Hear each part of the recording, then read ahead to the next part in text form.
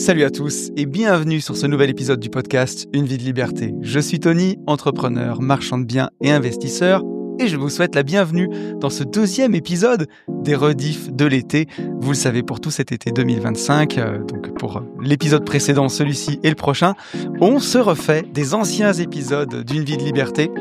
On va se faire un épisode qui a 5 ans aujourd'hui, avec mon regard actuel sur tout ça. Est-ce que j'étais à côté de la plaque? Est-ce que les conseils sont toujours valables? Quel était mon état d'esprit à l'époque? Voilà, c'est quelque chose que j'avais envie de faire depuis longtemps. Et pour que ça vaille le coup, pour que ce soit intéressant, faut quand même qu'il y ait un petit peu de temps passé entre ces podcasts. Et moi, le temps, je l'ai pas vu passer, justement. Ça va bientôt faire 6 ans que je me mets derrière le micro pour faire ces épisodes de podcast. C'est complètement dingue, 6 années. Et là, on va s'écouter un podcast du 12 octobre 2020, donc qui a presque 5 ans. Et on va en parler ensemble. Juste avant, je voulais juste vous reparler du sponsor de l'épisode. Non, je rigole. Alors, en ce moment, je me fais pas mal de vidéos YouTube aussi, ça commence toujours comme ça. Mais on l'a fait sur les Gentlemen Investisseurs. On a eu Calimo en sponsor pour 2 mois. Ça s'est super bien passé, donc peut-être un jour un sponsor pour Une vie de liberté. Non, je veux surtout vous parler de aussi le sponsor de l'épisode, c'est nous-mêmes. Le prochain Mastermind des Gentlemen Investisseurs qui aura lieu du 22 septembre au 28. C'est le voyage moto. C'est notre 5e Freedom Bike Tour. On va aller en France, en Suisse et en Italie à moto. Et voilà, il reste 5 places. Donc, en tout cas, au moment où j'enregistre ces podcasts, il reste 5 places. Et j'aimerais vraiment qu'on soit complet. Donc, si vous avez le permis gros cube, si vous avez une moto, si vous avez envie de passer du temps avec nous, voilà, n'hésitez pas à vous inscrire. Rejoignez-nous pour ce séminaire. Je pense que ça va être exceptionnel. Encore une fois, là, voilà, on est pour l'instant en petit comité. Je ne sais pas si on sera complet, mais si vous avez envie de passer une semaine avec Yann et moi à la cool, en moto, on accepte tout le monde. Il y en a pour tous les goûts, il y en a pour tous les groupes, il y en a pour tous les niveaux. Donc, je vous invite vraiment à nous rejoindre pour passer cette semaine ensemble. C'est dans ce genre de semaine, j'ai l'impression qu'on touche le plus la liberté. Dans ce voyage moto, c'est un de mes séminaires préférés. Donc voilà, si vous avez envie de venir, n'hésitez pas. Ceci étant dit, on va pouvoir parler du podcast qu'on va réécouter ensemble cette semaine. Et ce podcast, c'est Le courage d'être soi, featuring Grégory Le Marchal. C'est un podcast que j'avais beaucoup aimé faire à l'époque.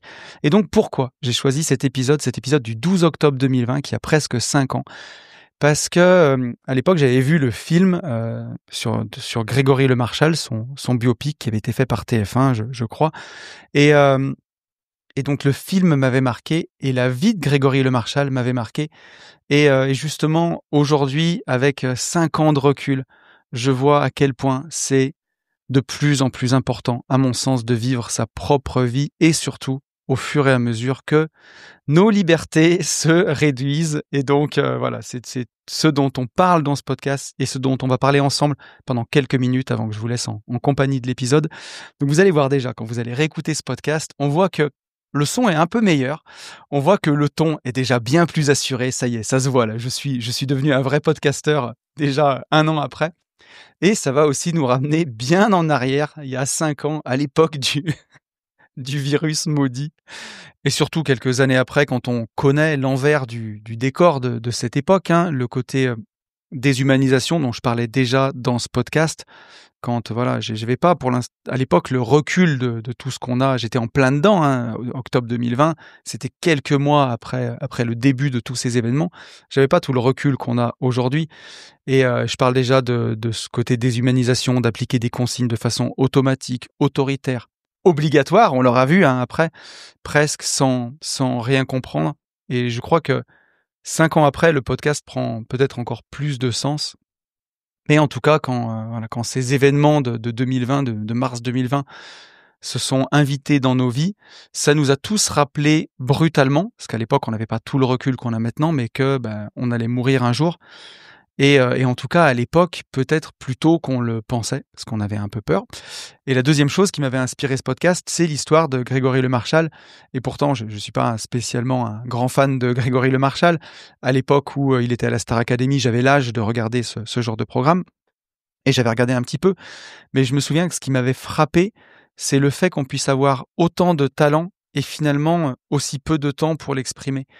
Et d'ailleurs, en ce moment, je vous en parlais dans le précédent podcast, mais j'ai relu Napoleon Hill. Il me reste quelques pages, mais il explique, le livre «Réfléchissez et devenez riche» et dedans, il explique à quel point c'est important de faire quelque chose qu'on aime dans la vie et de ne pas gâcher son talent. Et justement, ce film sur Grégory Le Marchal, il nous rappelle à quel point cette urgence de vivre, hein, et que Grégory voulait pas gâcher son talent parce qu'il avait conscience qu'il avait peu de temps. Et j'en avais parlé dans le précédent podcast, mais Einstein disait: «Tout le monde est un génie, mais si vous jugez un poisson rouge à sa capacité à grimper à un arbre, il passera sa vie à croire qu'il est stupide». Et j'ai l'impression que j'ai fait un peu le parallèle avec moi, dans mon ancienne vie, parce que, à cette époque-là, mon ancienne vie, elle avait 2 ans, elle était pas si loin quand j'ai sorti ce podcast. Et à quel point j'avais l'impression que je faisais quelque chose que j'aimais pas et je croyais que j'étais stupide, justement, parce que, j'étais un poisson rouge qui essaie de grimper à un arbre toute la journée. Et j'avais mis à l'époque plein de stratégies de substitution, en place pour, ne pas voir que je passais à côté de mon destin. Il y a un moment, c'était la muscu, justement, ce contrôle dans la musculation à tel point que, voilà, je regardais absolument tout ce que je mangeais pour avoir l'impression d'avoir du contrôle sur mon destin. Mais ça suffit pas et ça suffit pas et à faire ça, voilà, c'est des stratégies de substitution et on passe à côté de sa vie. Et Grégory, ce qui m'avait percuté dans ce film, c'est que lui, il avait pas le temps, quoi, et il avait ce courage, il avait trouvé ce courage de vivre sa vie justement parce qu'il pouvait pas passer à côté. Et moi qui ai trouvé, du courage à un moment, il y a maintenant bientôt 7 ans, de changer de vie. Je me dis 5 ans après ce podcast, quel bonheur de vivre ma vie. Quel bonheur d'avancer à visage découvert, sans masque, d'être le même, que ce soit avec mes amis d'enfance, que ce soit avec ma communauté, que ce soit en famille, que ce soit avec mon notaire, avec mon banquier, avec un agent IMO, de me sentir parfaitement aligné et de pas jouer de rôle selon les personnes avec qui je vais être. Et je le vois, vous le savez, une de mes passions, c'est les voitures. J'ai toujours aimé ça. Et à l'époque, il y a des choses que j'assumais pas, j'aurais pas assumé d'avoir. Et je le vois aujourd'hui quand je fais visiter, mes beaux bureaux, quand quelqu'un vient, je ne ressens, pas de gêne à avoir une belle voiture ou toutes des choses que j'aurais pu ressentir à une époque. Aujourd'hui, je me sens légitime, je sais ce que je fais, je connais mes qualités, je sais que j'ai travaillé, je sais ce que j'ai fait et je me sens parfaitement aligné. Ça, j'ai pris l'exemple des voitures, mais c'est valable pour plein de choses. Aujourd'hui, j'ai plus besoin de masque. Et pour ça, pour arriver là, il a fallu faire plein de choses pour que je puisse réussir à arriver jusque-là, mais déjà commencer par se respecter, remplir sa jarre de confiance et ne pas oublier que, j'en parlais dans le précédent podcast aussi, que la communication avec moi, la communication avec mon «je» et la communication avec votre «je», c'est aussi ce que vous laissez transparaître aux autres. Si vous avez une très mauvaise communication avec vous-même, vous allez manquer de confiance en vous et ça se voit à l'extérieur. Si vous avez une bonne communication avec vous-même, que vous vous respectez, voilà, vous avez une bonne image de vous, vous avez une bonne confiance en vous et ça se voit aussi à l'extérieur. Et c'est aussi ce qui fait que, les gens ne viennent plus comme avant gratter, dépasser les bornes. Ils voient que vous avez confiance en vous et ils vont pas venir se frotter à vous. Et par-dessus tout, c'est apprendre à dire non, je le disais, apprendre à se respecter, ne plus avoir peur de déplaire. C'est aussi accepter notre singularité, être heureux. C'est ce qui fait de nous une personne unique, de bien se connaître, que ce soit nos forces aussi, mais aussi nos faiblesses. Et Grégory, je pense que c'est quelque chose qu'il avait vu très rapidement, sa singularité, qu'il avait une voix qui était divine, qui était vraiment angélique, hein. Il avait une voix exceptionnelle. Et à côté, voilà, il était il savait qu'il serait condamné avec cette maladie. Aujourd'hui, l'espérance de vie, elle augmente. La recherche sur la mucoviscidose, c'est quelque chose qui progresse énormément et voilà, il y a des chercheurs qui font des choses exceptionnelles. Mais voilà, à sa naissance, à son âge, il savait que c'était quelque chose qui le condamnait, à moyen terme et hem et il avait cette singularité en lui et il savait qu'il fallait absolument qu'il l'exprime. Vivre sa vie, c'est vraiment ça, c'est accepter sa singularité, c'est accepter ce qui fait de nous une personne unique, c'est bien se connaître, que ce soit nos forces et aussi nos faiblesses. Et ça, on peut dire que Grégory, je pense qu'il en avait vraiment conscience. Sa faiblesse, voilà, c'était cette maladie qui le condamnait, cette épée de Damoclès qu'il avait au-dessus de sa tête. Et sa singularité, c'était cette voix exceptionnelle, cette voix divine qu'il avait. Et il a eu le courage justement de trouver, et je parle de courage parce que Même avec une maladie, même avec tout ça, il aurait pu passer à côté. Mais voilà, il avait cette urgence de vivre et c'est pour ça que ce podcast, je le trouve aussi tellement inspirant et surtout l'histoire de Grégory. Et, euh, et c'est toutes ces choses-là qu'il faut qu'on arrive à voir en nous parce que c'est ce qui nous permet de construire quelque chose d'unique et qui va nous ressembler, d'avoir une vie qui nous ressemble. La vie, elle est vraiment trop courte pour passer à côté. Je le vois avec ma modeste expérience, mais quand je parle dans ce podcast de pas vivre sa vie, c'est priver les autres de notre lumière, je me demande souvent ce qu'elle serait ma vie si j'étais resté dans les travaux publics. Et je crois qu'elle n'aurait pas bougé d'un iota. En 7 ans, il se serait rien passé. J'aurais les mêmes angoisses, les mêmes tristesses, les mêmes maux de ventre, les mêmes questions existentielles. Et quand je vois ce qui s'est passé, d'avoir eu ce courage de dire non à un moment, de dire stop, de mettre mes limites, de partir et de vivre ma propre vie, ben, dans ce podcast, je fais le point au bout de 2 ans, dans le podcast que vous allez écouter, mais aujourd'hui, avec 5 ans de plus, 5 ans de recul, 7 ans après, c'est fou de voir l'impact d'avoir fait ce que j'ai fait dans ma vie, d'avoir fait ce que j'avais envie de faire. Quand je vois les centaines de personnes qu'on a coachées en présentiel, les milliers qu'on a aidés avec les formations, et aujourd'hui les gens qui nous remercient, qui nous écrivent, aujourd'hui c'est quotidien. Je reçois des DM absolument tous les jours de gens qui me disent merci, tu m'as aidé, merci pour ce que tu as fait pour moi. Je me dis que c'est vraiment incroyable. Et quand je vois le fait d'avoir assumé cette passion en moi de l'investissement, du développement personnel, de ce que vraiment j'avais envie de faire, des mécanismes de l'argent, quand je vois ce que ça a pu m'apporter dans ma vie, et je parle pas de matériel, je parle pas des voitures là, je parle de cet épanouissement, je me dis que c'est fantastique. Et si je l'avais pas fait, si j'étais passé à côté, mais quel dommage en fait, quel dommage. Et voilà, et dans toutes les solutions que je donne dans ce podcast, bien entendu, aujourd'hui, j'ai les outils PNL que j'avais pas à l'époque. Et au moment où j'enregistre ce podcast, j'allais découvrir les outils PNL 6 mois après. Et pour autant, vous allez voir que je suis toujours en accord avec tous les conseils que je donne dans ce podcast. Et aujourd'hui, je suis extrêmement fier d'avoir pu créer, synthétiser tous ces outils avec Nouveau Départ pour pouvoir apprendre à s'aimer, pour pouvoir apprendre à avoir confiance en soi. Je suis vraiment fier parce que j'ai mis de la méthode sur tout ce que j'expliquais déjà à l'époque. Mais on va voir que tous les ingrédients étaient déjà là. Quand je parle d'apprendre à s'aimer, quand je parle de connaître nos valeurs profondes, quand je parle d'écouter notre deuxième cerveau, le système limbique, nos intestins, vous allez voir que tout est déjà là. Et j'ai pu le structurer par la suite avec tout le travail qu'on a fait en PNL. Je ne vais pas revenir sur tout, mais avec le triangle d'équilibre, le tableau des besoins, puisque c'est grâce au triangle d'équilibre, en écoutant nos émotions et en agissant en accord avec nos émotions, qu'on va apprendre à se respecter, qu'on va remplir du coup notre jarre de confiance et qu'on va pouvoir au final se sentir légitime en tout temps et en tout instant. C'est grâce au tableau des besoins, le tableau des besoins qui est vraiment au centre de notre triangle d'équilibre, qu'on va pouvoir savoir à quoi on doit répondre aussi pour être heureux en tout temps et en tout instant, et qu'on va pouvoir aussi en déduire nos valeurs profondes, nos valeurs fondamentales. Donc, tous les ingrédients étaient déjà là et il restait plus que un peu de méthode pour le transmettre. Donc, c'est rigolo, mais on le voit sur le parcours d'une vie de liberté que tout était là, tous les ingrédients étaient dans la marmite. Il manquait que le ciment pour que le ragoût prenne son bon goût et fonctionne.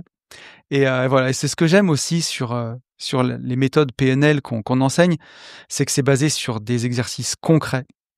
Et c'est ça qui m'a aussi énormément aidé à couper mes élastiques ces dernières années et à vivre encore plus libre que je l'étais à l'époque où j'ai fait ce podcast. Et donc voilà, si vous sentez que vous-même vous passez à côté de votre vie en ce moment, que vous avez des choix à faire, mais vraiment, n'hésitez plus, changez, allez-y, sautez dans le vide. Je sais que c'est difficile, je sais qu'il faut beaucoup de courage, mais les bénéfices, ils sont tellement importants. Ils vont même vraiment au-delà même de ce que vous pouvez imaginer. Et pour ça, il faut accepter de monter sur la première marche de l'escalier sans en voir le bout et accepter aussi que, faut arpenter le chemin et que les réponses, elles viendront le long du chemin.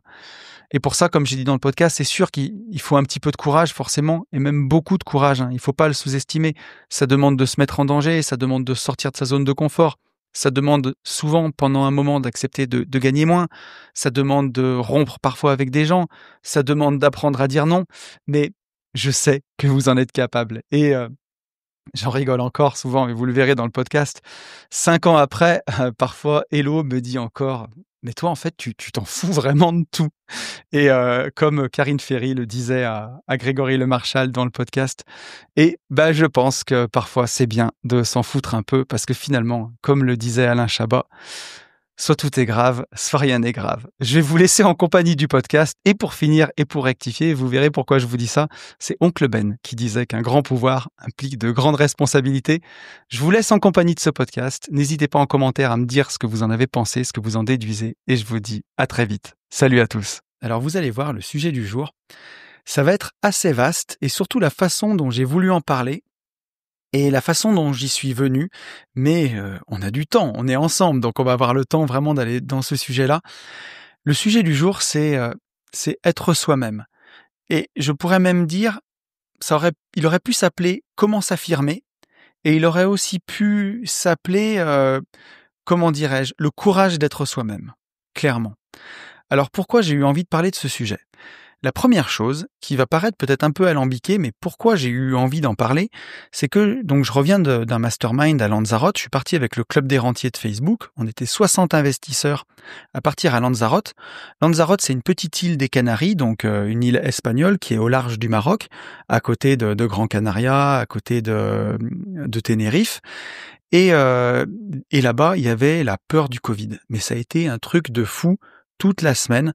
Alors, je veux pas rentrer dans la polémique, bien entendu, hein, chacun a son avis sur la question, mais en tout cas, moi, ça m'a marqué là-bas, puisque le masque est obligatoire absolument partout, que ce soit dans la rue, dans votre voiture, quand vous êtes tout seul, absolument partout. Voilà, vous avez le droit de le quitter pour dormir, et encore.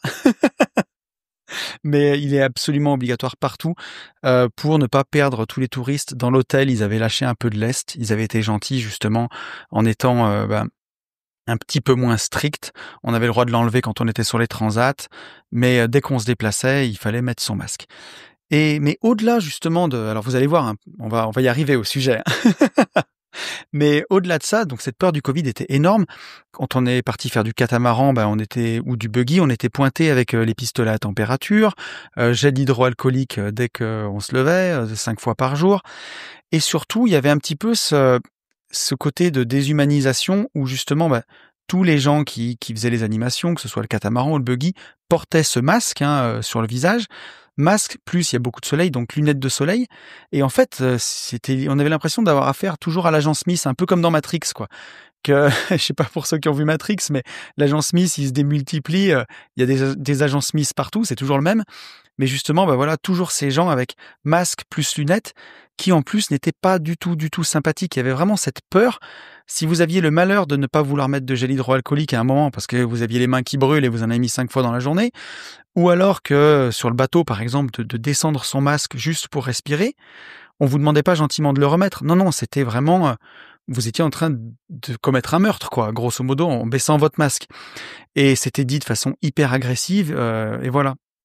Et donc, entre ce côté de déshumanisation, d'avoir l'impression de voir toujours la même personne entre le masque et les lunettes de soleil, et le fait de cette peur omniprésente et de cette petite police, je me suis posé la question de pourquoi ces gens-là, ils ont tellement peur du Covid à ce point, quoi.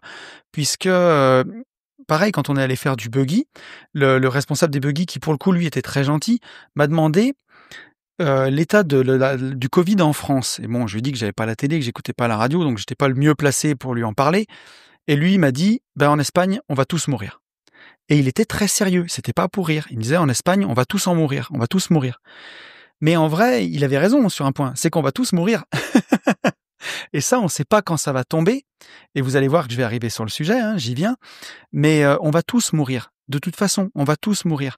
Et peut-être pas du Covid, ça peut être de vieillesse dans beaucoup d'années, ce que je souhaite à tout le monde, mais ça peut être aussi demain au coin de la rue, renversé par un bus, ou on le sait pas.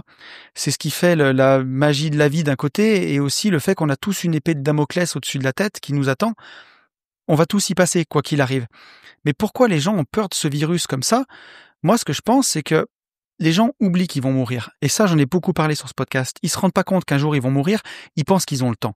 On a toujours le temps de se réaliser, d'être soi-même. J'aurai le temps d'être moi-même. Aujourd'hui, je me confonds dans un moule, je me confonds dans un boulot qui me plaît pas. Je me confonds à mettre un masque, à mettre des lunettes, à faire appliquer des choses, peut-être même sans les comprendre. Mais j'ai le temps d'être moi-même. Et avec le Covid, la mort se réinvite vraiment dans nos vies en nous disant, il y a un virus, on peut potentiellement en mourir, il est là, et on se rend compte que oui, que hypothétiquement, c'est sûr qu'on peut mourir de vieillesse, qu'on peut mourir d'un bus, mais on peut aussi mourir de ça. Et les gens, ça leur rappelle violemment que la mort peut arriver, et justement, ils se rendent compte que finalement, ils ont plus tant de temps que ça. Donc, on veut préserver notre vie en se protégeant du Covid, mais en se surprotégeant comme ça, on n'est pas en train non plus de vivre, et c'est le serpent qui se mord la queue. On se rend compte qu'on peut mourir et qu'on n'a pas été soi-même et qu'on n'a rien vécu, que justement, on pensait avoir le temps de vivre les choses et que peut-être finalement on n'a pas tant de temps que ça, mais on veut se préserver justement pour avoir le temps de vivre des choses. Mais en mettant un cocon trop fort autour de nous, justement, on s'empêche de vivre, quoi. Et ainsi de suite. Et justement, ça nous empêche d'être nous-mêmes, tout ça, toutes ces choses-là. Entre cette déshumanisation, entre ce côté de pas vouloir passer à côté de sa vie, mais tellement se surprotéger que forcément, par définition, on va passer à côté de ça. C'est la première chose qui m'a donné envie de parler de ce sujet. De absolument être soi-même. Et la deuxième chose, qui n'a rien à voir absolument, c'est que cette semaine, j'ai vu le film sur le biopic de Grégory Le Marchal. Donc voilà, là on revient sur TF1.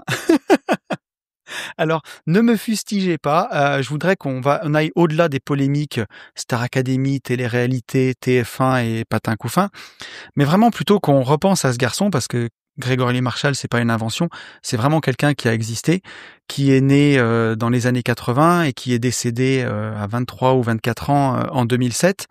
Je crois qu'il est né en 83, si je dis pas de bêtises, ou peut-être en 85. En tout cas, je crois qu'il est mort à 24 ans et qui avait la mucoviscidose et qui, lui, pour le coup, avait une vraie épée de Damoclès au-dessus de la tête et qui le savait depuis qu'il était tout jeune. Et quand j'ai vu ce biopic, j'avais envie de le voir quand j'ai su qu'il y avait ce film. Donc je l'ai téléchargé et vraiment, ça m'a marqué parce que ce qui transpire de ce film, justement, c'est être soi-même à tout prix. Grégory Le Marchal, dans le film, il avait pas le temps. Et on le voit à un moment, son père l'engueule parce qu'il doit avoir à peu près 16 ans, il est au lycée et il a eu une bâche en maths. Et en gros, il explique à son père qu'il a pas le temps d'aller à l'école. On lui dit qu'il a le temps, mais lui, il a pas le temps. Et qu'il veut arrêter l'école pour faire que chanter. Et du coup, ses parents acceptent, bien sûr, puisque en ayant la mucoviscidose, à l'époque où il l'a eu, dans les années 80, l'espérance de vie, c'était 15 ans. Aujourd'hui, je me suis renseigné, on est sur 46 ans d'espérance de vie. Donc vraiment, les gens qui ont la mucoviscidose, déjà, dédicace à vous tous, en tout cas, et voilà, vous avez beaucoup de courage. Et je m'en suis rendu compte vraiment en regardant ce film. Et donc voilà, Grégory avait pas le temps, il avait besoin de se battre pour ses rêves, et il a arrêté le lycée à 16 ans pour se consacrer que à la chanson. Et il a eu ce courage d'être lui-même coûte que coûte. Alors, il était poussé par ça, mais vraiment, c'est ce que j'ai vu, c'est ce qui m'a donné envie d'introduire ce podcast, c'est que d'un côté, on voit des gens qui se surprotègent en pensant qu'ils auront le temps un jour de vivre et d'être eux-mêmes, et de l'autre côté, quelqu'un qui, lui, n'avait pas le temps depuis ils l'ont découvert quand il avait 1 an, donc il a toujours vécu avec sa maladie, et il a toujours su qu'il n'aurait pas le temps, et qu'il avait besoin de se battre pour ses rêves. Et on en parlera plus loin dans ce podcast, mais c'est quelqu'un qui a fait 3 fois l'Olympia, qui a pu vivre ses rêves à fond, et certes, il a une vie qui a été courte, mais il a peut-être plus vécu dans sa courte vie que beaucoup de gens qui vivent jusqu'à 80 ans en se surprotégeant. Et surtout, c'est quelqu'un qui a donné du bonheur à énormément de gens. Ses chansons, elles sont encore écoutées aujourd'hui. Il avait une voix incroyable. Et alors après, on en pensera ce qu'on en veut. Il y a des gens qui aiment pas, il y a des gens qui aiment. Moi, j'avoue que je suis plus rap. C'est pas vraiment la musique que j'écoute. Mais en tout cas, l'histoire m'a touché et on peut pas nier qu'il chantait de façon divine. Et tout ça, ça a fait écho à ma propre histoire, en fait. Puisque justement, on en a parlé déjà dans ce podcast, mais de ce sentiment d'urgence, en fait, d'urgence de vivre et, et d'être soi-même à tout prix. Puisque moi, je viens d'une famille où il y a une grosse tradition familiale. Mon grand-père était entrepreneur de travaux publics, mon père était entrepreneur de travaux publics. Moi, j'ai tout fait pour ne pas prendre ce chemin, mais un peu comme comme l'histoire d'Oedipe, voilà, quand on veut échapper à la prémonition de l'oracle, on finit par faire exactement ce qu'on ne voulait pas faire. Moi, j'ai voulu être ingénieur et j'ai fini dans les travaux publics, comme toute ma famille, et j'ai réussi à en sortir. Et justement, on va voir un petit peu, se servir un peu de mon histoire justement pour avancer dans ce podcast-là. Mais en tout cas, pour revenir à ma famille, il y avait cette grosse tradition familiale et ça me laissait très peu de place pour m'exprimer. Et ça depuis vraiment ma plus tendre enfance, hein. Et je me rappelle quand j'étais enfant, je voulais être paléontologue. Je m'étais même fait engueuler à un repas de famille d'avoir dit ça.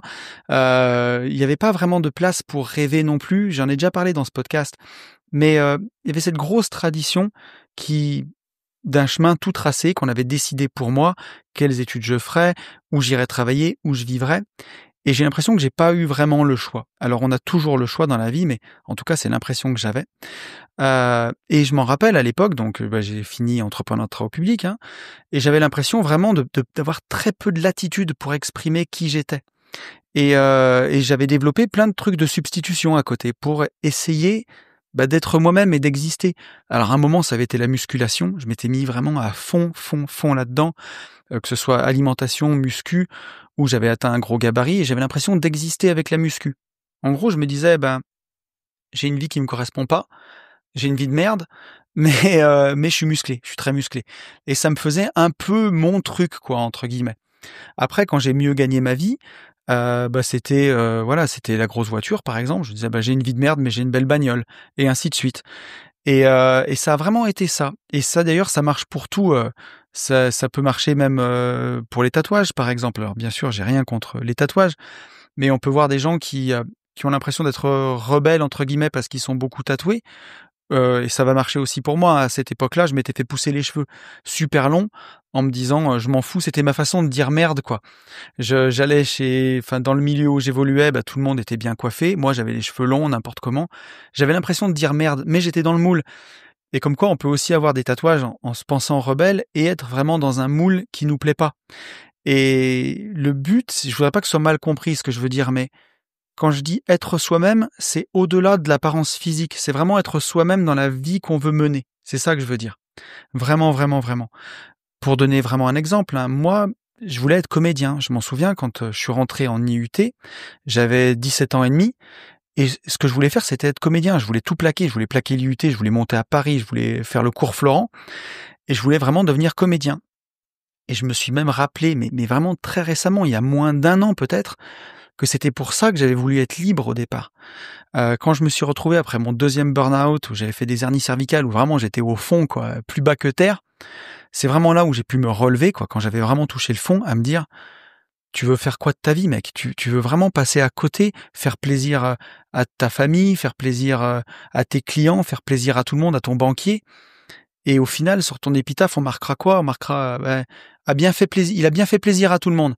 Non, c'était pas possible, quoi. C'était pas possible. Et c'est vraiment quand j'ai vraiment touché le fond, que je me suis senti vraiment bas comme une merde, quoi. Vraiment, voilà, pour dire le mot, vraiment au fond, que j'ai eu le courage de me relever et de me dire, c'est là où je me suis rappelé qu'à l'époque, j'avais voulu être comédien et de me dire, si tu arrives à être libre financièrement, à avoir suffisamment de revenus qui soient pas du chômage pour pas vivre au crochet de la société, mais suffisamment de revenus, pour que ton train de vie soit financé, tu pourras faire des castings, tu pourras faire plein de trucs et tu pourras vraiment être comédien. Alors après, j'ai vu avec le temps, en faisant beaucoup de théâtre, que, j'adorais jouer au théâtre, que c'était vraiment une passion, mais que je voulais pas en faire un métier non plus. Mais en tout cas, je me rappelle qu'à l'origine, c'est pour ça que j'avais voulu être libre. Et donc, au-delà de se laisser pousser les cheveux, ou je m'étais même laissé pousser une énorme barbe à un moment. C'était ma façon de dire merde, en fait. Voilà. C'était aussi la mode des hipsters, mais moi, j'étais allé vraiment jusqu'au bout, quoi. La barbe, elle me descendait au milieu des pectoraux, mais c'était drôle. Mais c'était ma façon de dire merde. C'était de dire: «Vous m'avez peut-être tout pris, la rat race m'a tout pris, m'a pris mon temps, m'a pris mon travail, m'a pris ma vie, mais ma barbe vous dit fuck». Voilà. Concrètement, c'était ça. Je pense que pas pour certaines personnes qui sont très tatouées, ça peut aussi être ça. Ça pourrait dire: «Je suis dans le système, mais mes tatouages vous emmerdent». Et je trouve ça beau, mais l'étape au-dessus, c'est vraiment de prendre sa vie en main et voilà, d'être soi-même, mais d'être soi-même complètement à découvert. C'est pour ça qu'aujourd'hui, ça fait plus de 2 ans, je pense réellement, depuis que j'ai quitté mon ancien taf, depuis décembre 2018, où vraiment j'ai décidé qu'il y aurait plus de barrière entre ma vie pro et ma vie perso et qu'il y aurait plus de masque, quoi. Ce que je veux dire, c'est que avant, on a un masque avec sa famille, on a un masque avec ses amis, on a un masque avec ses clients, on a un masque avec son banquier, on a un masque, voilà. Moi, je voulais plus de ça. Je voulais vraiment être moi-même, quoi qu'il arrive, que ce soit sans barrière, quoi. Dans ma vie pro, dans ma vie perso. Et aujourd'hui, modestement, je pense que c'est ce que j'ai un peu réussi à faire puisque, bah voilà, sur une vie de liberté, aujourd'hui, je fais du développement personnel. Au quotidien, je fais des lotissements, carrément. Je suis capable sur mon compte Instagram de me déguiser en photo en Tyler Durden de Wish, pour ceux qui me suivent sur Instagram. À côté, bah, je fais, voilà, donc j'ai mes podcasts. Des fois même, je rappe. J'écris des raps parce que j'adore le rap. J'ai toujours aimé cette musique. Et ça, c'est une chose, par exemple, que j'ai cachée parce que c'est quand même fou que le rap, c'est peut-être la musique la plus écoutée en Europe et en tout cas la plus écoutée en France. Et quand vous en parlez autour de vous, personne n'ose dire qu'il aime le rap ou qu'il écoute du rap. Alors, il y a vraiment des gens qui n'aiment pas le rap, hein. Moi, j'ai plus honte de le dire. Avant, j'avais honte de dire que j'aimais le rap. Aujourd'hui, je m'en fous. Et même, j'écris des textes en rigolant, quoi. C'est un délire, hein. Et je l'ai même mis sur mon Insta parce que ça me fait marrer. Parce que je trouve ça cool et je trouve ça délire. Et ça fait marrer les gens. Je parle aussi d'argent sur ce podcast. Et ça, bah, c'est clivant. Il y a des gens qui n'écoutent pas le podcast ou même qui, dans la vie, sont choqués que je parle d'argent. À commencer par ma mère. Maman, si tu m'écoutes, bisous. Et aujourd'hui, le tout à visage découvert, c'est-à-dire que aujourd'hui, si je vais chez ma banquière, elle peut s'être mise sur mon Insta et m'avoir vu déguisé en Tyler Durden et le post d'avant faire un rap d'immobilier un peu arrogant, quoi. Et c'est du délire. Et les gens qui le comprennent pas, quand je dis dans mon petit rap, j'ai plus assez de doigts pour compter mes lots, ceux qui arrivent pas à comprendre que c'est de la parodie, que c'est de l'autodérision, ben je perds pas grand-chose en les perdant de ma vie, quoi, concrètement. Clairement, vraiment clairement. Les gens qui ont pas assez d'humour pour comprendre ça, dommage pour eux, mais tant mieux pour moi, en fait. Mais ce que je veux dire, c'est que en faisant tout ça à visage découvert, bah c'est tellement, comment dire, c'est tellement d'énergie gagnée, en fait, en étant soi-même tout le temps. C'est tellement d'énergie qui est pas dépensée n'importe comment que ça en est prodigieux, quoi. C'est vraiment excellent. Et, euh, Et ça permet aussi de faire du tri. Et donc aujourd'hui, j'ai décidé d'en assumer les conséquences. Et c'est même marrant parce que j'ai rencontré quelqu'un il y a pas longtemps qui avait l'impression d'avoir découvert un secret de fou en se rendant compte que j'avais écrit un livre et que j'avais un podcast. Et il me dit, oui, tu sais, j'ai vu sur Internet, apparemment que tu as écrit un livre, j'ai même vu qu'il y avait un podcast. Mais limite, il avait fait une découverte, quoi. Et limite, il me dit, j'ai peur que ça finisse par se savoir. Mais c'est mort. C'est mort. Tout le monde le sait. Tout le monde l'a vu. Et c'est pas grave. Et c'est tant mieux. Au contraire, je préfère assumer et vivre à visage découvert. Et au moins, ben, ça fait du tri. Les gens qui m'aiment, ils m'aiment pour de vrai. Les gens qui m'aiment pas, ben, au moins, ils savent tout. Ils ont de bonnes raisons de me détester. Et moi, ça m'évite de les avoir dans ma vie. Ça me fait gagner du temps. Et ça, c'est vraiment très bien. Mais ce que je veux dire par là, c'est que bah, tout a changé depuis que j'ai décidé d'être moi-même, de m'assumer et d'avoir le courage de mes opinions, de ce que je suis. Et tout est plus simple en fait. Tout est plus simple, je trouve. Et il m'a fallu alors modestement, mais beaucoup de courage en fait pour assumer ça et pour assumer d'être qui j'étais, pour changer de vie. C'est pas simple et justement on va en parler ensemble tout au long de ce podcast. Là, c'est une longue introduction. Mais avec le recul, c'est ce qu'il m'a fallu, c'est juste le courage d'être moi-même. Parce que atteindre la liberté financière, c'est une chose, et ça c'est vraiment très bien, et c'est vraiment un point de départ. Mais à quoi bon être libre financièrement si on n'est pas libre dans sa tête, si on n'est pas juste libre, si on n'est pas juste libre d'être soi-même?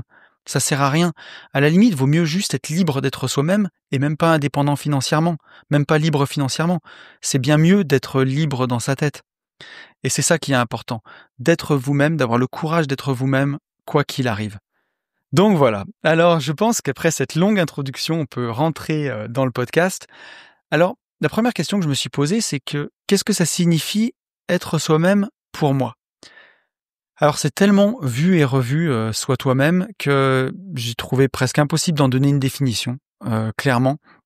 Puisque bah, si vous avez un copain qui vient vous voir, qui veut séduire une fille, le conseil que vous allez lui donner, c'est bah, sois toi-même. Mais tout ça, c'est tellement bateau que j'ai vraiment cherché, je pense que c'est déjà d'être authentique, c'est de pas mentir. Mais ça, c'est difficile quand on a l'habitude de porter des masques en permanence et depuis longtemps. Moi, je le vois, ce désir d'être comédien, à l'époque, il a disparu de ma vie pendant 5, 6, 7 ans. J'étais tellement dans ma rat race, tellement dans mon moule, tellement dans mon formatage, tellement dans la matrice que à un moment, j'avais même plus d'envie. Je m'en souviens quand j'ai touché le fond après mon 2e burn-out, j'avais même plus d'envie en fait. Je savais même plus quoi faire dans ma vie parce que ouais, tout simplement, j'avais même plus d'envie et il a vraiment fallu que j'aille creuser pour retrouver mes envies. Donc être authentique, c'est quelque chose de pas facile. Ça demande d'avoir beaucoup d'attention, d'être très attentif à soi. Je pense qu'être soi-même, c'est ne pas avoir peur d'assumer.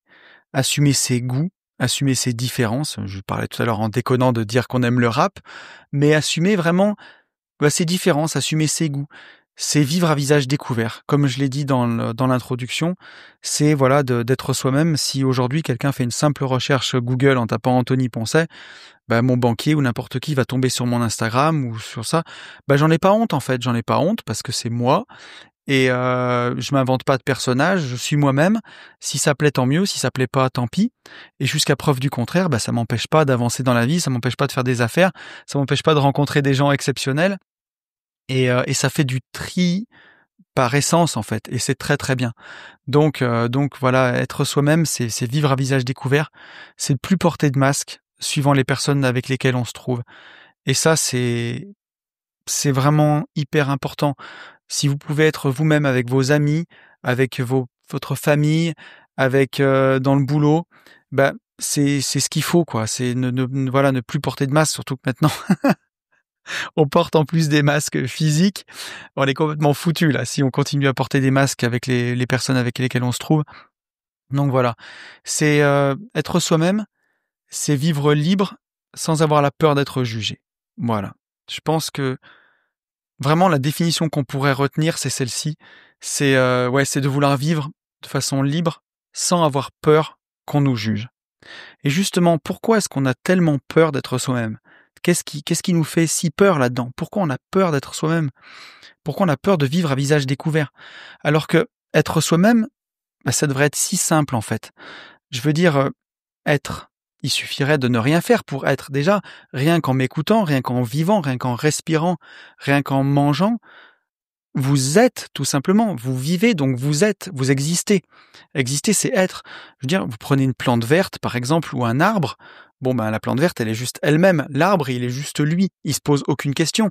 L'arbre, il est. Même un chat ou un chien. Donc pourquoi pour nous, c'est si compliqué d'être nous-mêmes ? À votre avis ? C'est à cause de notre mental, tout simplement. C'est notre mental qui va foutre le bazar. Parce que notre mental, il est là et il analyse tout en permanence. C'est la petite voix dans la tête qui réfléchit, qui commente tout ce qu'on fait en permanence, qui va commenter nos actions, qui va nous dire que c'est bien, que c'est pas bien, qui va résonner tout le temps dans notre tête. Et c'est vraiment ça qui va faire le bazar, en fait. Donc voilà. Pourquoi on a peur d'être soi-même ? Déjà, donc, on l'a dit, notre mental. Et si on est vraiment nous-mêmes, on va avoir la chance d'être aimé pour ce qu'on est vraiment, mais aussi on va s'exposer au risque d'être rejeté pour ce qu'on est vraiment aussi. Et ça, c'est dur, parce qu'à la limite, quand on joue un rôle, si on est rejeté, on va se dire, il aime pas le rôle que j'ai joué, il aime pas la personne que j'ai jouée. On se protège au fond de soi. Notre moi profond, là, il n'est pas affecté. Mais si on est vraiment soi-même, à visage découvert, sans artifice, sans rien du tout, alors si on est rejeté, c'est qu'on est rejeté pour ce qu'on est vraiment au fond de nous-mêmes. Et ça peut faire très très mal. Il faut être prêt à l'accepter. Et c'est pour ça que ça fait aussi peur d'être soi-même. Être soi-même, c'est prendre le risque de déplaire à quelqu'un, c'est prendre le risque d'être rejeté. Mais ce qu'il faut bien se dire, c'est que on peut pas contrôler ce que les autres pensent de nous. C'est impossible. Ça, plus vite on l'a compris, plus vite on est sorti de ça, plus vite on peut vivre libre en fait. Quoi qu'on fasse, on peut essayer de se présenter du meilleur jour qu'on veut, de la meilleure façon qu'on veut. On ne changera pas ce que les gens pensent de nous. Et en plus, si vous n'êtes pas vous-même et si vous essayez de vous présenter d'une certaine façon, les gens le sentent que vous n'êtes pas authentique et directement ils ont une mauvaise opinion de vous. Donc voilà. Et pourquoi aussi, la dernière chose pour laquelle on a peur d'être nous-mêmes, j'en parlais tout à l'heure dans l'introduction du podcast, c'est que les gens ne savent en fait même plus qui ils sont à force de jouer des rôles. À force d'avoir un rôle en face de son patron, à force d'avoir un rôle en face de ses clients, à force d'avoir un rôle, en face de son conjoint. Voilà, au quotidien, les gens ne savent en fait tout simplement même plus qui ils sont. Et surtout en plus avec, cette société de consommation, cette rat race qui nous prend vraiment pour, voilà des comment dirais-je? Des consommateurs et puis des petits soldats pour produire. Mais en fait, c'est toute cette uniformisation et on le voit encore maintenant, comme je le disais un petit peu dans l'introduction de ce podcast, avec le masque, les lunettes, tous ces gens qui ressemblent à l'agent Smith là, qui sont tous identiques. C'est ça que la société veut. La société, elle veut pas des gens qui réfléchissent, des gens qui se prennent en main. Elle veut des gens qui font pas chier, justement, qui ont juste assez d'argent pour pouvoir consommer et rester dans la matrice. Et surtout pas des gens qui gagnent trop pour pouvoir s'en extraire, penser par eux-mêmes, penser différemment, être rebelles. Elle veut pas de ça. Donc, à force d'être dans ce moule, les gens savent même plus qui ils sont, à force de jouer tous ces rôles et à force de se conformer à la société, en fait. Et quelles sont les conséquences de tout ça? Si on n'est pas de nous-mêmes, si on vit comme moi je vivais à l'époque, à me conformer à ce que ma famille voulait que je sois, entre guillemets, à se conformer à ce que la société voulait que je sois, ou justement je faisais de la muscu pour me créer une identité, ou j'avais une grosse voiture pour me créer une identité, mais j'étais pas au fond moi-même, j'étais pas en train de vivre, tout simplement vivre la vie que j'avais envie de vivre à mon rythme. Quelles en sont les conséquences? C'est qu'on passe à côté de sa vie, tout simplement. On passe à côté. Et la vie est courte. La vie est vraiment courte. Il faut l'avoir en tête. J'en parlais dans l'urgence de vivre, mais on n'a pas le temps. On n'a pas le temps. Il faut vraiment, si vous avez envie de vivre votre vie, il faut pas hésiter. Et ça me refait penser au biopic de Grégory Le Marchal que j'ai regardé l'autre jour. À un moment, on le voit, il est dans sa chambre, il doit avoir une dizaine d'années, et il se met à chanter. Et dans sa chambre, et à chanter divinement bien. Et là, il y a son père qui rentre, et qui l'entend, et qui vient le voir dans sa chambre, qui le regarde et il le surprend en fait. Et là, il a son Walkman sur les oreilles, où il écoute un instrumental et où il chante par-dessus, Grégory. Il enlève son casque, et son père le regarde, lui dit « Ça fait longtemps que tu sais faire ça ?» Et Grégory lui dit « Non, mais je veux pas chanter devant des gens, je suis trop timide. » Et son père lui dit « Quand on a une voix comme ça, on n'a pas le droit de la garder pour soi, c'est un crime. » Et ça, c'est incroyable, c'est vraiment incroyable. Mais si vous avez la chance, par exemple, alors là, pour Grégory Le Marchal, c'est quelque chose qui se voit, c'est quelque chose qui peut être connu, ce talent-là de savoir chanter comme ça. Mais vous imaginez si vous avez le talent de chanter comme ça et que vous décidez de ne pas l'exploiter et d'aller dans un métier qui ne vous plaît pas, en plus de faire une vie qui ne vous plaît pas, mais c'est un crime, c'est vraiment un crime. On n'a pas le droit de priver les autres de son talent, c'est interdit. Comme disait Peter Parker, un grand pouvoir implique de grandes responsabilités. Et c'est plus vrai que jamais. Si vous avez quelque chose à offrir au monde, si vous le gardez pour vous, ça craint, ça craint, ça craint. Imaginez si Grégory Le Marchal, il avait réfléchi 100 fois, à hésiter, ou qu'il n'avait pas fait usage de son talent.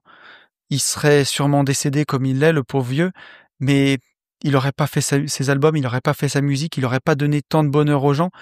Il n'y aurait pas eu cette association Grégory Le Marchal qui aide tellement de gens sur la mucoviscidose, c'est une association qui est énorme maintenant, qui aide vraiment beaucoup de gens.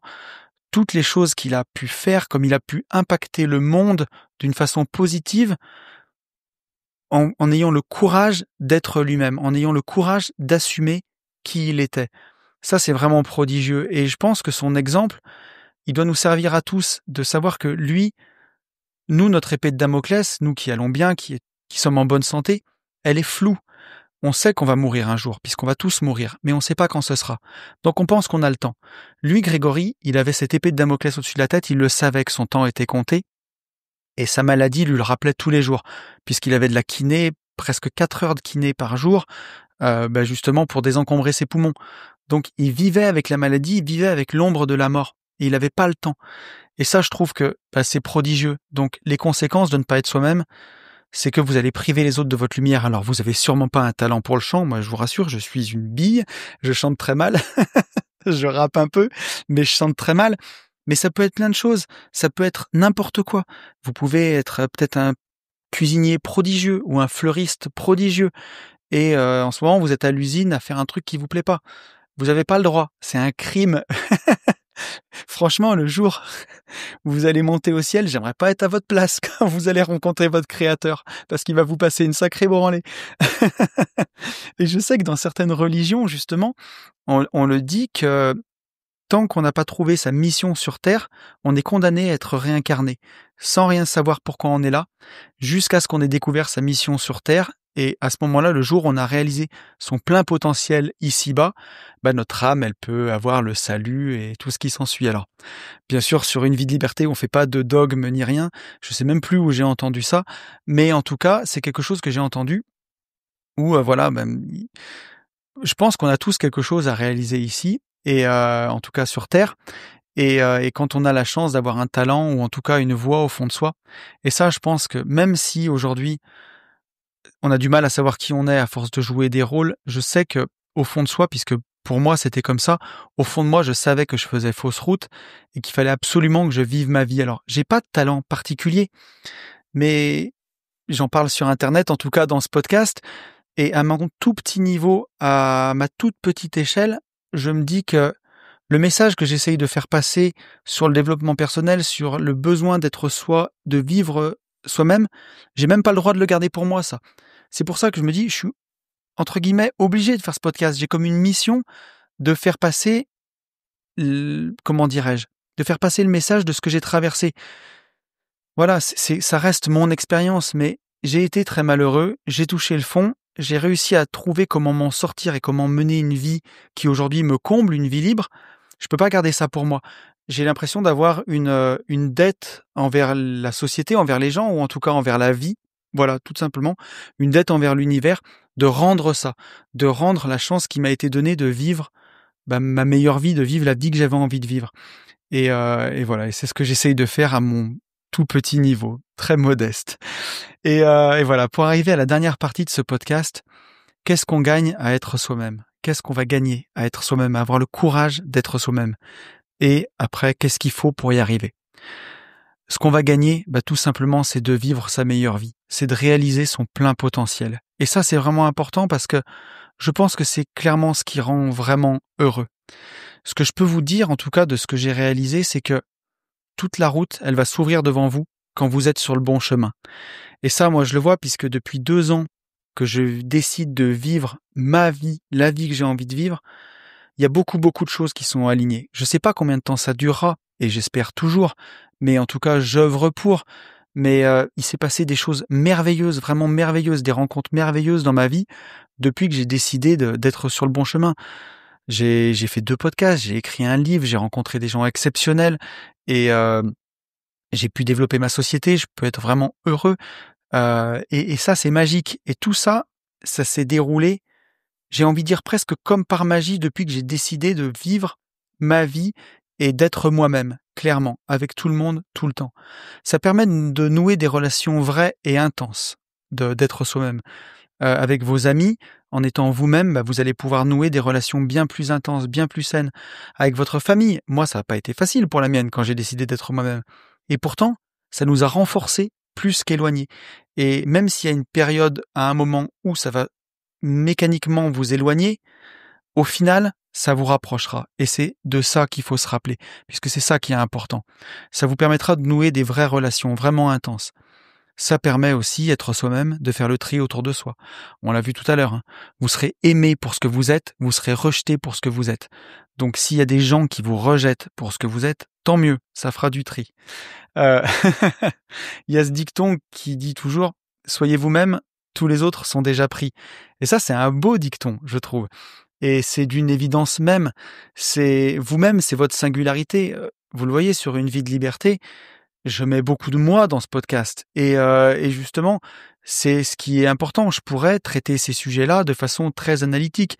Comment être soi-même, prendre point par point et ne pas du tout mettre de moi là-dedans. Mais qu'est-ce que je ferais ? Je ferais exactement la même chose que tous les autres. Alors qu'en y mettant de moi-même dans ce podcast, personne peut le faire mieux que moi puisque personne n'est moi. C'est pas du tout prétentieux ce que je veux dire. J'espère que je suis bien compris. Mais En tout cas, c'est le mien. Voilà, on peut pas me le piquer puisqu'on peut essayer de m'imiter, mais on pourra pas faire du Anthony, quoi. Clairement, on pourra pas faire du Tony. Et c'est ça qui est important. C'est voilà, soyez vous-même, soyez vous-même. Alors comment on fait pour être soi-même? La première étape, c'est de renforcer son estime de soi. Alors on pourrait même faire tout un podcast entier sur l'estime de soi tellement c'est vaste. L'estime de soi, c'est le premier pilier de la pyramide. Après, c'est la confiance en soi. Et ensuite, on peut être soi-même. Mais déjà, pour renforcer son estime de soi, il faut apprendre à s'aimer et à s'accepter pleinement. C'est en nous aimant d'abord qu'on pourra attirer ensuite les personnes qui nous correspondent, et pas l'inverse. Donc si tu m'écoutes et que tu cherches l'âme sœur, commence par t'aimer. C'est le meilleur cadeau que tu peux te faire. Pour t'aimer, on pourra en parler, on pourra même faire un podcast là-dessus, mais c'est déjà, voilà, ne pas allumer la télé quand on rentre chez soi, apprendre à passer du temps tout seul, à vraiment apprécier sa propre compagnie. Ça peut être déjà passer une première soirée tout seul, sans télé, sans ordi, sans téléphone. Juste une soirée seul avec soi-même. Se faire un bon repas ou se faire une promenade, mais vraiment apprendre à s'aimer, c'est la base. Et ensuite, ça peut être, comme moi je l'ai fait, partir des week-ends entiers tout seul ou une semaine de vacances entiers tout seul. Et là, on apprend vraiment à apprécier sa propre compagnie, à s'aimer. Ça, c'est vraiment la base pour être soi-même. Renforcer son estime de soi. Ensuite, ça va être de connaître ses valeurs profondes. Ça, c'est très très important. Connaître nos valeurs pour vraiment savoir, c'est un petit peu les jalons de notre personnalité pour être nous-mêmes. Quelles sont nos valeurs? Est-ce que c'est, je sais pas moi, la loyauté par exemple, qui est très importante, l'amitié, la droiture ou alors la liberté?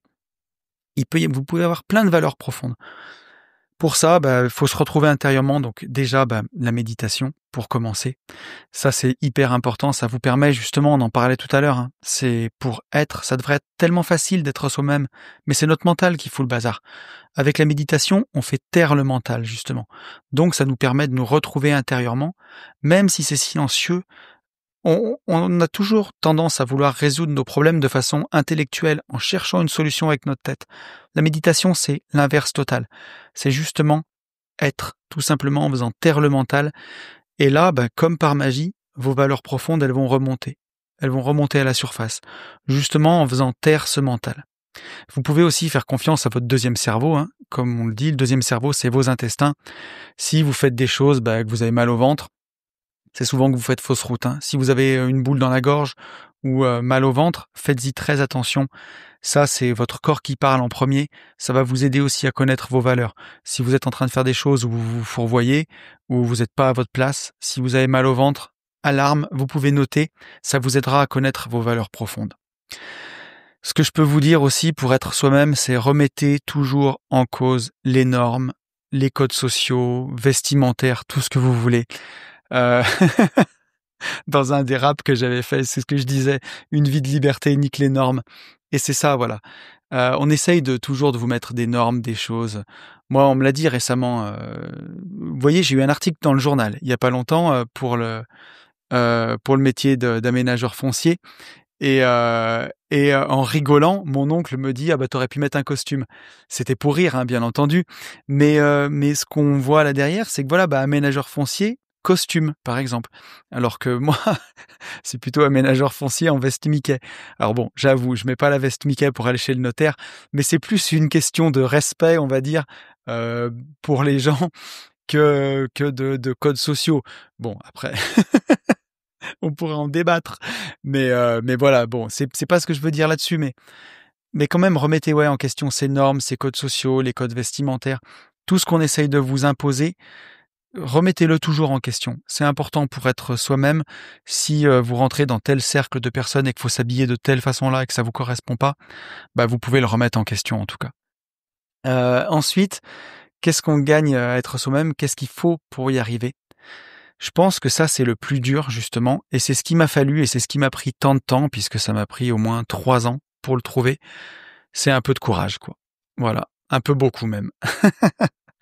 Et des fois, je déconne, mais je me dis, je remercie le moi du passé qui a eu le courage de faire ce qu'il a fait, parce que je sais même pas si le moi du présent aurait le courage de le refaire. Vous voyez ce que je veux dire?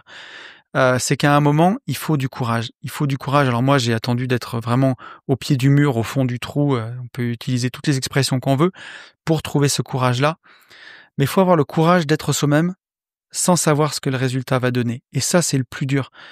Des fois, je me dis même que quand j'ai quitté mon ancien boulot, avec rien du tout, si ce n'est 15 mois de chômage devant moi, bon, et une indépendance financière, certes, mais quand même, je lâchais un salaire qui était confortable pour l'inconnu et vouloir faire des lotissements quand on n'avait pas de réseau, on n'avait rien. Et on s'est lancé et aujourd'hui, le temps nous a donné raison puisque ça marche et que ça fonctionne et c'est fantastique et je suis super content. Mais à l'époque, il fallait avoir le courage de lâcher les choses, de lâcher un boulot sans savoir si ça allait marcher. Alors après, j'ai fait tout un podcast que vous avez bien aimé sur la détermination. Il nous reste plus que ça après, hein. Une fois qu'on a lâché la rambarde, faut être déterminé, faut aller jusqu'au bout puisque vous le savez, la seule façon de ne pas y arriver, c'est d'arrêter. Si on continue, statistiquement, on est obligé de réussir à un moment. Il n'y a pas le choix. Donc voilà, mais il faut avoir du courage, en tout cas le courage d'être soi-même, le courage d'essayer sans savoir ce que ça va donner. Dans le biopic avec Grégory Le Marchal, pour revenir là-dessus, il a lâché le lycée à 16 ans sans savoir que ça allait marcher, sans savoir ce que ça allait donner. Et après, qu'est-ce qui s'est passé? Il est entré dans la légende. Il a fait des albums, il a fait 3 fois l'Olympia, il a laissé sa trace. Aujourd'hui, ses chansons, elles sont encore reprises 13 ans après sa mort. Ça fait 13 ans qu'il est mort. Et voilà, il a réussi, en fait. Il a réussi à vivre son rêve, à vivre la vie qu'il voulait. Il a eu le courage d'être lui-même, sans savoir ce que ça allait donner. Et c'est ça qui est le plus dur. C'est que ça serait trop facile si vous saviez que ça allait marcher. Ça enlèverait même peut-être la magie de réussir. C'est pour ça que c'est dur. C'est parce que vous savez pas ce que ça donnera. Mais il faut avoir ce courage d'être vous-même si c'est important pour vous. Faut pas jouer la sécurité à tout prix. Voilà. Moi, je me souviens de mes camarades de classe quand j'étais au lycée. Leur seul rêve, c'était d'être fonctionnaire. Voilà. Parce qu'ils auraient la sécurité de l'emploi. Ils avaient 16 ans, 17 ans.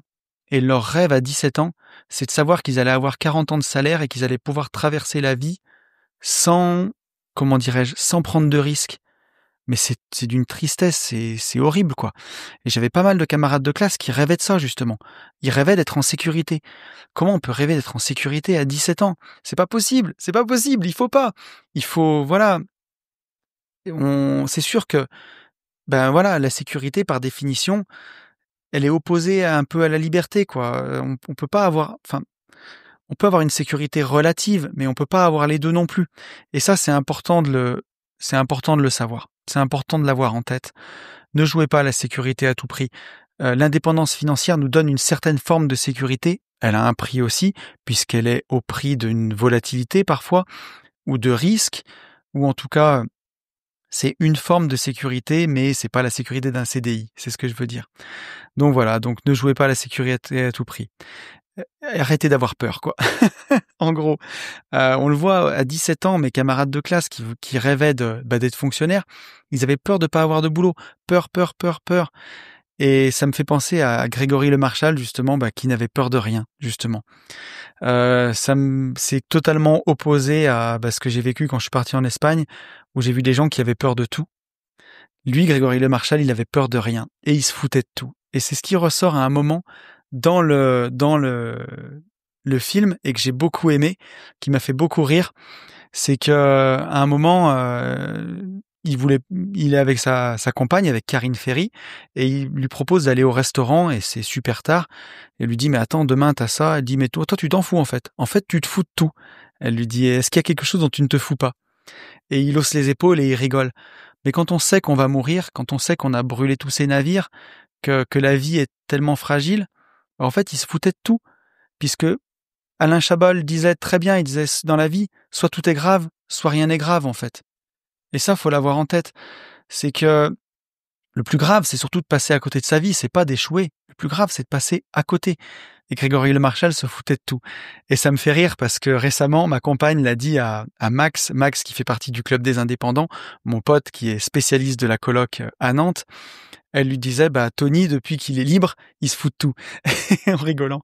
Et c'est vrai que ça peut énerver parfois, mais j'ai un peu cette tendance à pas me foutre de tout. C'est le contraire, parce que je suis très appliqué dans tout ce que je fais, et j'essaye de faire de mon mieux. Quand j'enregistre ce podcast, par exemple, je m'en fous pas du tout. Et quand je fais un lotissement, je m'en fous pas du tout. Je le fais de façon très sérieuse. Mais au fond de moi, j'ai cette certitude que rien n'est grave, quelque part. Et ça, je trouve que c'est chouette, en tout cas, et je pense que c'est quelque chose que j'essaye de faire passer, en tout cas. Ensuite, pour être plus terre à terre, pour être vous-même et pour y arriver à être vous-même, construisez votre liberté financière. C'est plus facile quand vous êtes libre financièrement. Quand vous pouvez dire fuck you à votre patron parce que quoi qu'il arrive, vous avez 2000 € de loyer ou de dividendes de bourse qui tombent tous les mois, c'est beaucoup plus facile d'être soi-même. C'est une certitude. Quand vous êtes indépendant financièrement, vous pouvez dire merde, on est quoi qu'il arrive dans une société où l'argent est prépondérant, où l'argent est tout le temps là, omniprésent, et une société de consommation, quand vous avez un salaire, entre guillemets, qui tombe tous les mois, quoi qu'il arrive, c'est beaucoup plus facile d'être vous-même. Je pense, en tout cas. Et je prône pour, justement, que vous preniez votre destin en main et votre liberté financière, vous pourrez choisir votre vie. Voilà. Je crois que c'est le titre du livre de Jérémy Barret, Construire sa liberté financière et choisir sa vie. C'est exactement ça. Voilà. Dédicace à Jérémy si jamais tu m'écoutes. Et ensuite, voilà, pour finir, dernier conseil, c'est n'ayez pas peur d'échouer. Je l'ai déjà dit un petit peu, mais n'ayez pas peur d'échouer. Jouez pas à la sécurité à tout prix. Moi, c'est mes échecs qui m'ont permis de savoir qui j'étais. Et je crois que ça, c'est la plus belle leçon à retenir de ce podcast. C'est que justement, si j'avais pas fait 2 burn-out, si je m'étais pas retrouvé au fond du trou, avec des hernies cervicales, avec l'impression d'être une merde, mais j'aurais pas pu savoir qui j'étais. Puisque ça m'a mis vraiment au pied du mur, quoi, au fond du trou et au pied du mur. Où là, j'ai vraiment dû me dire, en fait, qui tu es, qu'est-ce que tu fais? Et avec tous les masques sociaux que je ne savais plus qui j'étais, et j'étais tellement bas qu'il a bien fallu que je le découvre, quoi. Et s'en est suivi, un long chemin de lecture, de livres de développement perso, de quête de connaissance de soi, de voyage seul, pour arriver à savoir qui j'étais, et aujourd'hui, avoir une vie, en tout cas, au maximum en accord avec mes valeurs, avec la façon dont j'ai envie de vivre. Et c'est un cadeau d'avoir accepté d'échouer, puisque justement ça m'a permis de savoir qui j'étais. Je crois que il y a rien de pire qu'une vie moyenne. Orelsan le définit tellement dans ses chansons, une vie sans saveur, mais où c'est ni bien ni mal. C'est le pire, parce que on peut vivre toute une vie comme ça. Une vie où c'est pas fou, voilà, c'est pas fou. C'est pas fantastique, mais c'est pas pire non plus. Et je crois que c'est encore le pire. Il vaut mieux un gros échec pour pouvoir se mettre vraiment au pied du mur et savoir vraiment qui on est, qu'une vie en dents de scie, sans grande saveur. Puisque comme c'est pas pire non plus, on a tendance à la traverser comme ça et à passer complètement à côté, quoi. Et c'est vraiment pas ce qu'on souhaite. Voilà, écoutez, je pense qu'on est arrivé au bout de ce podcast. J'espère que ça vous aura plu. Je vous invite à regarder quand même ce film sur la vie de Grégory Le Marchal, que j'ai trouvé vraiment très bien, même si c'est TF1 et patin couffin. J'ai trouvé ça vraiment bien, et c'est en tout cas très inspirant, parce que si on va au-delà de l'aspect commercial, marketing, télé-réalité et tout le reste, c'est juste l'histoire de quelqu'un qui savait condamner et qui s'est battu jusqu'au bout pour ses rêves, et qui est allé plus haut que 99,9% des gens n'iront jamais dans la quête de leurs rêves, alors que c'était perdu d'avance pour certaines personnes, ou en tout cas sur le papier. Et j'ai trouvé ça vraiment très beau, vraiment très beau. Donc dédicace à toi, Grégory. Écoutez, voilà, on est arrivé au bout de ce podcast. Je vous souhaite vraiment le meilleur à tous. Je vous souhaite d'être vous-même. Et ça, c'est pas facile. Donc je vous souhaite surtout de trouver le courage d'être vous-même au fond de vous. Et rassurez-vous, dites-vous bien que le moi du futur vous remerciera le moi du passé d'avoir eu ce courage, en tout cas. Je vous souhaite d'aller foncer vers vos rêves, d'être vous-même, et vous le savez, je vous souhaite, par-dessus tout, de vivre libre.